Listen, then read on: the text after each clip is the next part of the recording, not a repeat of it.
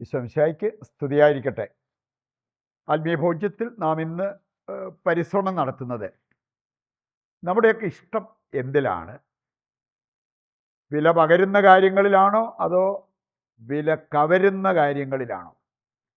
ഇതിലേതിൽ വേണേലും നമ്മുടെ ഇഷ്ടം നമുക്ക് പ്രതിഷ്ഠിക്കാൻ പറ്റും. അതനുസരിച്ചായിരിക്കും നമ്മുടെ ജീവിതത്തിൻ്റെ ഗുണമേന്മ. ഒരു സ്ത്രീ അവരുടെ ഗദ്ഗതം ഞാൻ കേട്ടതാണ്. അവരുടെ സങ്കടത്തോടെ അവർ പറഞ്ഞൊരു കാര്യം, പോയി അടുപ്പിൽ തീയുമൂതി ഭക്ഷണവും പാകം ചെയ്ത് മുമ്പോട്ട് പോകുന്ന എനിക്ക് എന്ത് വില? എനിക്കെന്താ വില? കാരണം ഞാൻ ഈ അടുക്കളയുമായി ബന്ധപ്പെട്ട് അല്ലെങ്കിൽ അങ്ങനെയുള്ള കാര്യങ്ങളിൽ ഒതുക്കിപ്പോകുന്നൊരു വ്യക്തി. എനിക്ക് സർക്കാർ ജോലിയില്ല, ശമ്പളം കിട്ടുന്നില്ല, അങ്ങനെയുള്ള കാര്യങ്ങളൊന്നും ഞാൻ ചെയ്യുന്നില്ല. അതുകൊണ്ട് എനിക്കെന്ത് വില? ഞാൻ അതിൻ്റെ വെളിച്ചത്തിൽ നമ്മൾ ചിന്തിക്കുമ്പോൾ ഇന്ന് ഒത്തിരി പേര് അവരുടെ വില മനസ്സിലാക്കിയാണോ ജീവിക്കുക? മനസ്സിലാക്കി അതിൽ അഭിമാനം കൊണ്ടാണോ ജീവിക്കുക എന്നുള്ളത് നാം സംശയിക്കണം. നമുക്ക് ഏതാനും ചില കാര്യങ്ങൾ ഇതിൻ്റെ വെളിച്ചത്തിൽ മനസ്സിലാക്കാനായിട്ട് പ്രത്യേകം പരിശ്രമിക്കാം. ക്രിസ്ത്യാനികൾക്കെല്ലാം അവരുടെ വില ശരിക്കും എന്താണെന്ന് അറിയാമോ? ശരിയായ വില അറിയാമോ? നമുക്ക് സ്ത്രീധനം കിട്ടിയതോ അതല്ലെങ്കിൽ നമുക്ക് ശമ്പളം കിട്ടുന്നതോ അങ്ങനെയുള്ള കാര്യങ്ങളാണോ? നമ്മുടെ വരുമാനങ്ങളോ ഇതൊക്കെയാണോ നമ്മുടെ വില കൽപ്പിക്കുക? ഒരിക്കലുമല്ല. നമ്മൾ കാണുന്നുണ്ട് 1 കൊറിന്തോസ് 6:20 വചനം എടുത്താൽ 1 കൊറിന്തോസ് 6:20, നിങ്ങൾ നിങ്ങളുടെ സ്വന്തമല്ല, നിങ്ങൾ വിലയ്ക്ക് വാങ്ങപ്പെട്ടവരാണ്. ആരോ ഒരു വില കൊടുത്തു. അതാരാണ്? യേശു ക്രിസ്തു. ഒരു സമ്പ്രദായം, ചില കോൺഗ്രിഗേഷൻസ് പോലും ചില സന്യാസ സഭകൾ ഈ ഒരു കാര്യത്തിൽ ശ്രദ്ധിച്ചിരുന്നു. അടിമകളെ വിലയ്ക്ക് വാങ്ങും.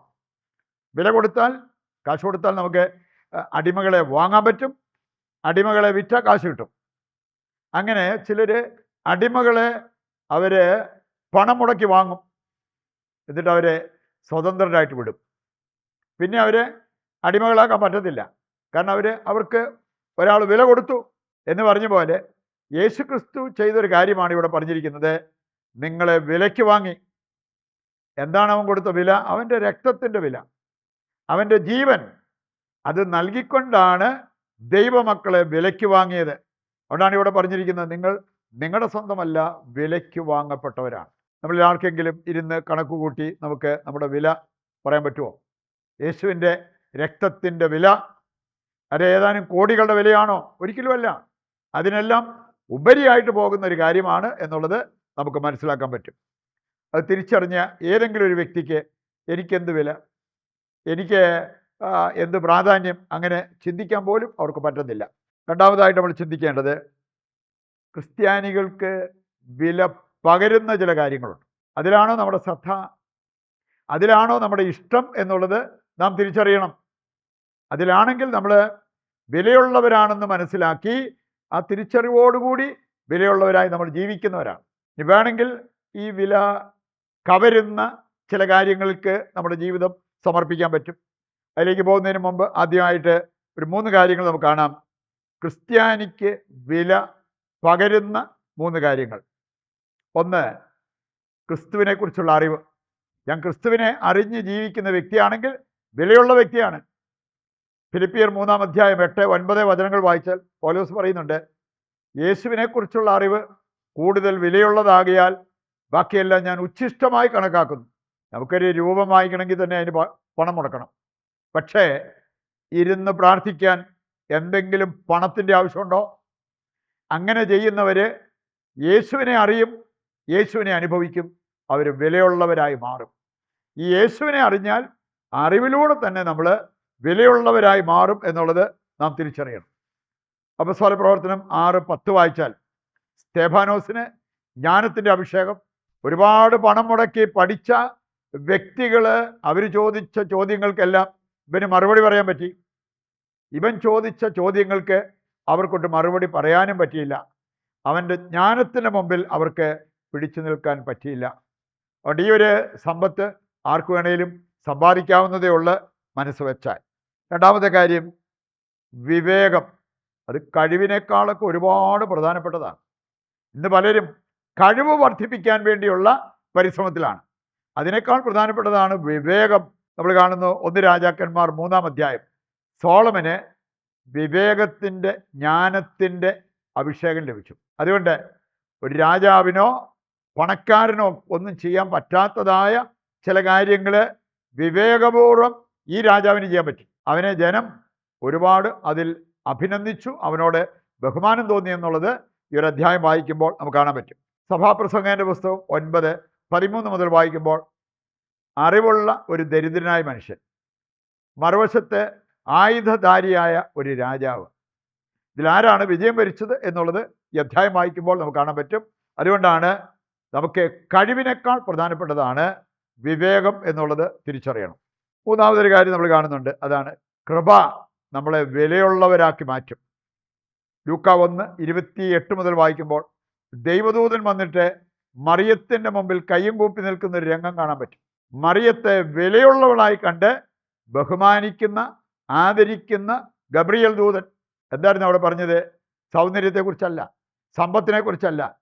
കൃപ നിറഞ്ഞവളെ സമാധാനം, കൃപ നിറഞ്ഞ മറിയമേ സ്വസ്തി. അതാണ് ദൂതൻ പോലും പറഞ്ഞത്. ഈ 3 കാര്യങ്ങൾ നമുക്ക് വില പകരുന്ന 3 കാര്യങ്ങളാണ്. ഇതുപോലെ നമ്മുടെ വില കവരുന്ന ചില കാര്യങ്ങളുണ്ട്. അതിലൊരു 2-3 കാര്യങ്ങൾ കണ്ട് ഇരിക്കുന്നത് നല്ലതാണ്.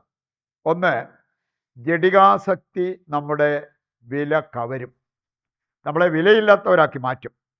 പ്രഭാഷകൻ 6:2 മുതൽ വായിച്ചാൽ അവസാനം നീ ഒരു ഉണക്കമരം പോലെയാകും എന്നുള്ളത് അവിടെ പറഞ്ഞിട്ടുണ്ട്. 23:16 കൂടി എടുക്കുകയാണെങ്കിൽ പ്രഭാഷകൻ 23:16 നീ അവസാനം വെറും ചാരത്തിന് തുല്യമായി മാറും, ഈ ജഡത്തിന് നിന്റെ ജീവിതം വിട്ടുകൊടുത്താൽ. അതുകൊണ്ടാണ് ഗലാത്യർ 5:14 പറഞ്ഞിട്ടുണ്ട്, ജഡമോഹങ്ങളെ ഒരിക്കലും തൃപ്തിപ്പെടുത്തരുത്. പ്രഭാഷകൻ 26:22 വായിച്ചാൽ ഒരു വേശ്യ തുപ്പലിനേക്കാൾ വിലകെട്ടവളാണ്. നമ്മുടെ വിലകെടുത്തുന്ന ഒരു കാര്യമായിട്ട് അതിനെ നമ്മൾ കാണണം. രണ്ടാമത്തെ കാര്യം, സക്കറിയായുടെ പുസ്തകം 5-ാം അധ്യായം അതിൻ്റെ 1 മുതൽ 4 വരെ വായിച്ചാൽ അസത്യം, കള്ളത്തരം, അങ്ങനെയുള്ള കാര്യങ്ങൾ നമ്മുടെ വില കളയുന്ന കാര്യങ്ങളാണ്. അവിടെ പറഞ്ഞിട്ടുണ്ട്, ഇതുമൂലം നിനക്ക് സംഭവിക്കാവുന്നത് നിന്റെ ഭവനം കല്ലിന്മേൽ കല്ല് ശേഷിക്കാത്ത വിധം തകർന്ന് തരിപ്പണമാകും.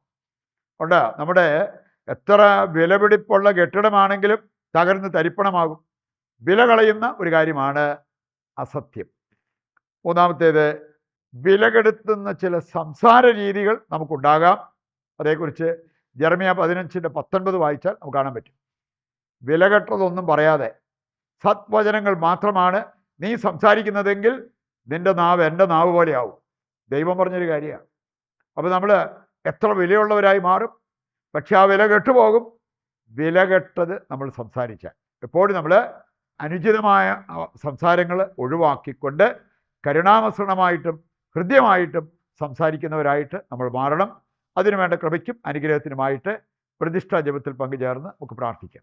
ദൈവത്തിൻ്റെ വചനം ശ്രവിച്ച നമുക്ക് ആ വചന നിറവിൽ നമ്മുടെ എല്ലാ ആവശ്യങ്ങളെയും ഇതിൻ്റെ എല്ലാ പ്രാർത്ഥനാ നിയോഗങ്ങളെയും കർത്താവിൻ്റെ കരങ്ങളിൽ സമർപ്പിച്ച് ദിവ്യകാരുണ്യത്തിൻ്റെ ആശീർവാദം നമുക്ക് സ്വീകരിക്കാം. യേശുവേ നന്ദി, യേശുവേ സ്തുതി, ഹല്ലേലൂയ, യേശുവേ ആരാധന, യേശുവേ നന്ദി.